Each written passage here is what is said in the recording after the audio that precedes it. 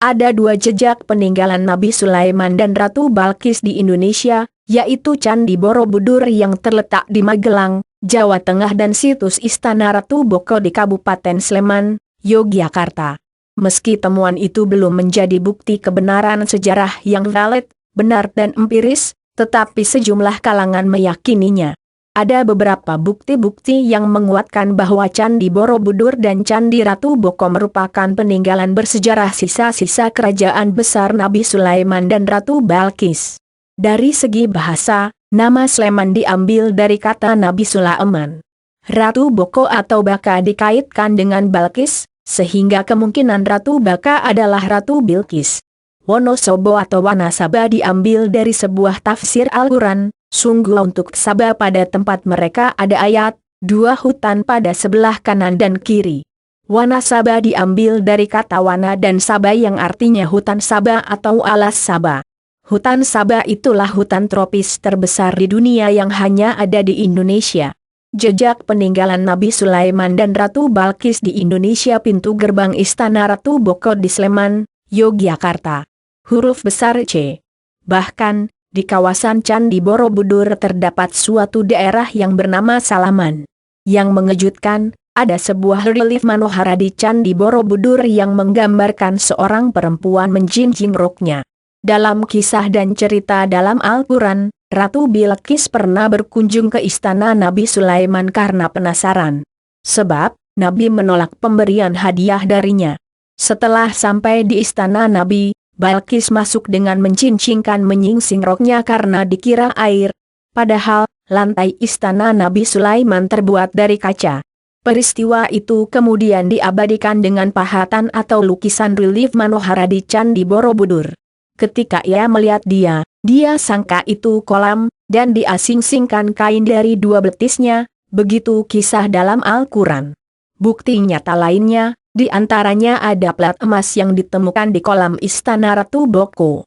Stupa Candi Borobudur juga ada yang tertinggal di situs Ratu Baka.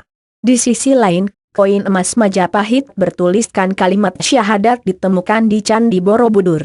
Dalam Al-Quran, ada istilah baldatun thayyibatun yang artinya negeri yang baik.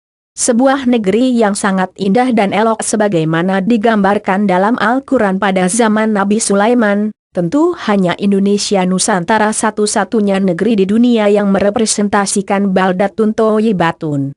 Kisah Nabi Sulaiman dan Ratu Balkis dalam cerita yang tertulis dalam kitab suci Al-Quran. Nabi Sulaiman ingin memperingatkan kepada Ratu Bilqis untuk tidak menyembah matahari melalui duta atau utusan.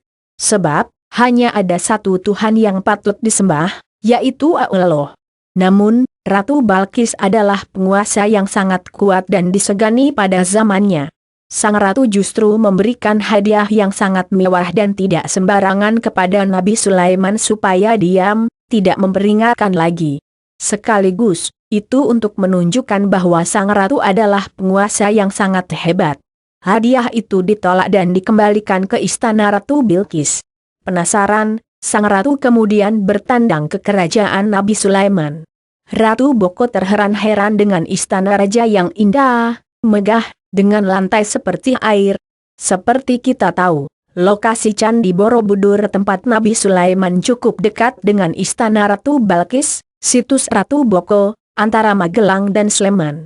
Dua tempat itu diyakini menjadi sisa-sisa dan bukti sejarah peninggalan Nabi Sulaiman dan Ratu Balkis di Indonesia. Hanya saja, temuan bersejarah ini belum diakui sebagai fakta sejarah yang resmi.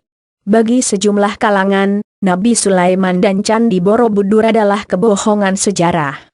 Begitu juga dengan Candi Ratu Boko dan Ratu Bilqis. Ilmu sejarah umum mencatat, Sulaiman atau King of Solomon Salomo adalah putra Raja Daud yang hidup di Rahbaam, Baitul Maqdis, Israel yang dulunya Palestina. Kendati begitu, bisa jadi temuan baru itu justru merupakan fakta sejarah yang tersembunyikan.